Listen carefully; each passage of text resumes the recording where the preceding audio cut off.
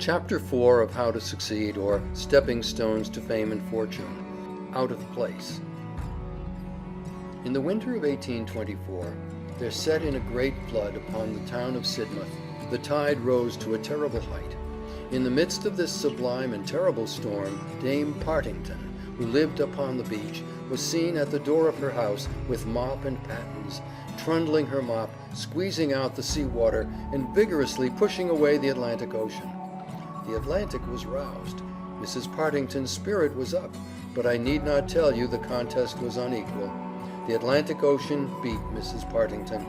She was excellent as a slop or a puddle, but she should not have meddled with a tempest.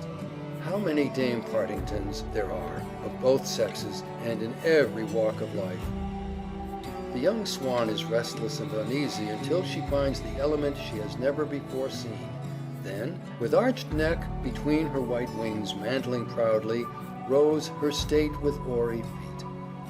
What a wretched failure was that of Haydon the painter! He thought he failed through the world's ingratitude or injustice, but his failure was due wholly to his being out of place. His bitter disappointments at his half-successes were really pitiable, because to him they were more than failures. He had not the slightest sense of color, yet went through life under the delusion that he was an artist. "If it is God's will to take any of my children by death, I hope it may be Isaac," said the father of Dr. Isaac Barrow. "Why do you tell that blockhead the same thing 20 times over?" asked John Wesley's father. "Because," replied his mother, "if I had told him but 19 times, all my labor would have been lost, while now he will understand and remember." A man out of place may manage to get a living, but he has lost the buoyancy, energy, and enthusiasm which are as natural to a man in his place as his breath. He is industrious, but he works mechanically and without heart. It is to support himself and family, not because he cannot help it. Dinner time does not come 2 hours before he realizes it. A man out of place is constantly looking at his watch and thinking of his salary. If a man is in his place, he is happy, joyous, cheerful, energetic, fertile in resources. The days are too short for him. All his faculties give their consent to his work, say yes to his occupation. He is a man. He respects himself and is happy because all his powers are at play in their natural sphere. There is no compromising of his faculties, no cramping of legal acumen upon the farm, no suppressing of forensic or rhetorical powers at the shoemaker's bench, no stifling of exuberance of physical strength, of visions of golden crops and blooded cattle amid the loved country life in the dry clergyman's study, composing sermons to put the congregation to sleep. To be out of place is demoralizing to all the powers of manhood. We can't cheat nature out of her aim. If she has set all the currents of your life toward medicine or law, you will only be a botch at anything else. Willpower and application cannot make a farmer of a born painter, any more than a lumbering draft horse can be changed into a racehorse. When the powers are not used along the line of their strength, they become demoralized, weakened, deteriorated.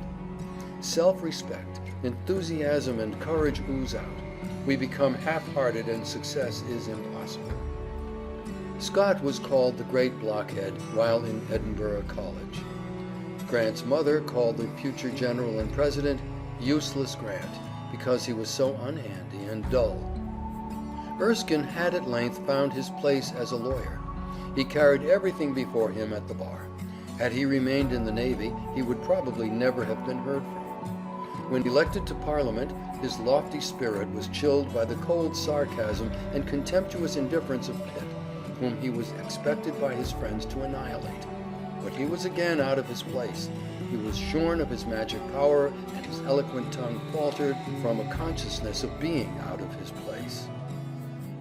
Gould failed as a storekeeper, tanner and surveyor and civil engineer, before he got into a railroad office where he struck his gait.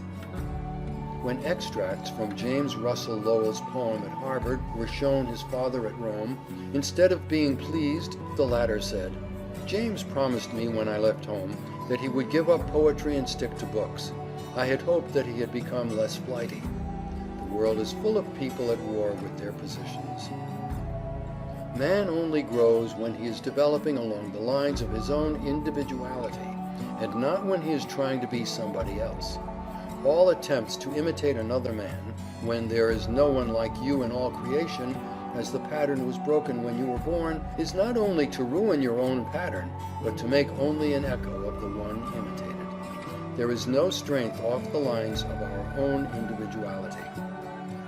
Anywhere else we are dwarfs, weaklings, echoes, and the echo even of a great man is a sorry contrast to even the smallest human being, who is himself.